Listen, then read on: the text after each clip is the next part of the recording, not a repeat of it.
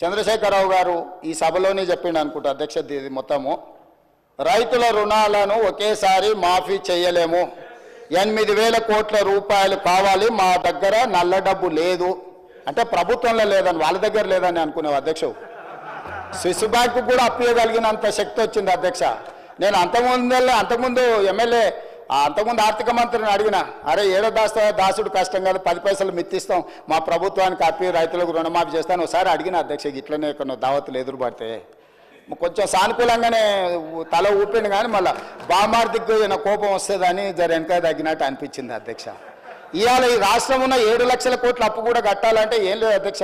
వాళ్ళకిన ఒక్కసారి మన దిక్కు చూసిరంటే రాష్ట్రం అప్పంతా కట్టొద్దు అధ్యక్ష, ఎందుకంటే అంతా అక్కడికే చేరింది కదా.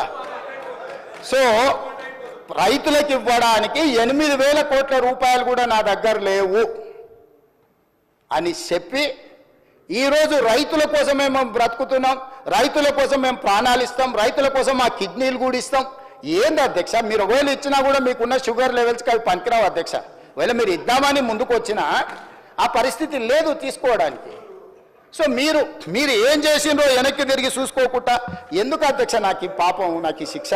మీరు చేసిన పాపాలన్నీ నేను చదవాల్సి వస్తుంది అధ్యక్ష. ఇది నాకు శిక్షలాగా అయిపోయింది. ఈ శిక్ష నాకు వద్దు అధ్యక్ష.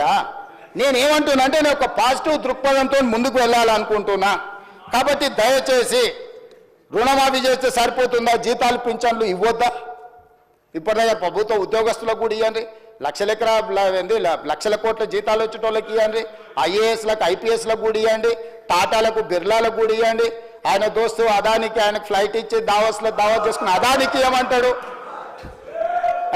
ఇటలీ నుంచి నిన్నమన్న యునైటెడ్ కింగ్డమ్ నుంచి వచ్చింది కదా ఎఫ్ఈఓ సిఓ కూడా ఇక్కడ భూమి కొంటే ఆయనకు కూడా ఇవ్వమంటాడు. ఎట్లా ఇంత బాధ్యత లేకుండా ఇట్లా మాట్లాడుకుంటూ పోతే ఇది ఏ రకంగా సమంజసం అధ్యక్ష?